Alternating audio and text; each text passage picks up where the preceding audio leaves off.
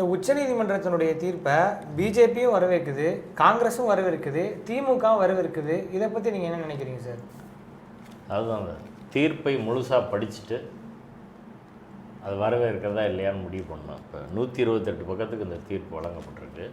தீர்ப்பை நான் முழுசாக படித்தேன். இந்த பிரச்சனையை ஆரம்பத்துலேருந்தே நான் கவனிச்சுட்டே வரேன். இது சம்மந்தமாக ஒரு நூலும் நான் எழுதியிருக்கிறேன். நான் படித்து பார்க்குற போது எனக்கு தோன்ற கருத்து, இது வக்ஃபு சட்ட திருத்தத்தை எதிர்ப்பவர்களுக்கு சாதகமான தீர்ப்பு கிடையாது. பூசி மொழுகிற மாதிரியான ஒரு அணுகுமுறையைத்தான் உச்சநீதிமன்றம் கையாண்டு இருக்கிறது. தெளிவான அரசியல் சட்ட கான்செப்ட் அடிப்படையில் இந்த தீர்ப்பு என்பது சொல்லப்படவில்லை. உள்ளுக்குள்ள காரணங்கள் சொல்கிறது கூட ஸ்ட்ராங்காக கான்ஸ்டியூஷனாக காரணங்கள் சொல்லலை. சும்மா பெயரளவுக்கான சில காரணங்கள் சொல்லி இதை நாங்கள் ஸ்டே பண்ண முடியாது, இதை நாங்கள் ஸ்டே பண்ண முடியாது, இதை நாங்கள் ஸ்டே பண்ண முடியாது, அப்படி தான் சொல்கிறாங்களே தவிர ஸ்ட்ராங்கான காரணங்கள் அடிப்படையில் ஒரு அரசியல் சட்ட கண்ணோட்டத்தில் இந்த தீர்ப்பு வழங்கப்படலன்னு நான் படித்தோடனே தெரியுது. ஆர்எஸ்எஸோட சுவராஜ்யா பத்திரிகையில் இதை வரவேற்று எழுதியிருக்கிறாங்க. அவங்க மோடி அரசாங்கம் வரவேற்கிறாங்க.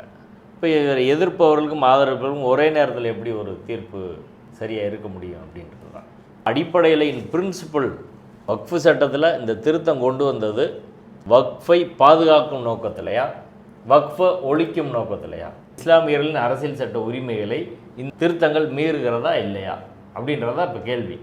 இப்போ மோடி அரசாங்கம் கொண்டு வந்திருக்கிற நோக்கம் எல்லாருக்கும் தெரியும், சரிங்களா?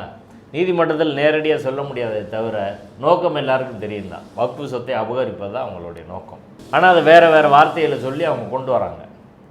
ஒரு சட்டத்தில் திருத்தம் கொண்டு வந்தால் அந்த சட்டத்தின் நோக்கத்தை நிறைவேற்றுவதற்கு தான் திருத்தம் கொண்டு வர முடியும். இல்லைன்னா சட்டத்தை எடுத்துகிட்டு தான் கொண்டு வரணும். இப்போ அந்த சட்டத்தின் நோக்கம் வக்ஃபு சொத்தை பாதுகாப்பது. நீங்கள் எப்படி பாதுகாக்க போகிறீங்க? இஸ்லாமியர் அல்லாதவரை அதில் நியமிக்கிறதுனால பாதுகாத்துருவீங்களா? வக்ஃபு என்பது வக்ஃபு ஏராளமான சொத்துக்களை வக்ஃபை உருவாக்கி அதன் அடிப்படையில் நிறைய மதப்பணிகள் நடக்குது, நிறைய பள்ளிவாசல் அதன் அடிப்படையில் இயங்குது. இப்போ அந்த மத வழிபாட்டு உரிமையில் இவெல்லாம் உட்காந்துக்கிட்டு நாளைக்கு டாக்குமெண்ட் கொடு, அதை கொடு, இதை கொடு அப்படின்னு கேட்டால், இப்போ நான் முஸ்லீம் 4 பேர் இருக்கலான்னு நீங்கள் சொல்கிறீங்க. சுப்பிரமணிய சாமியும் கச்சராஜாவும் குருமூர்த்தியும் நாளைக்கு இதில் உட்காந்துக்கிட்டு என்ன வேணாலும் கேட்கலாம். அவங்களுக்கு கீழே இந்த முத்தவள்ளிஸ் எல்லாம் செயல்படணும், இல்லைன்னா அவங்க மேலே நடவடிக்கை எடுக்கலாம். இதெல்லாம் அவங்களுக்கு பவர் இருக்குல்ல.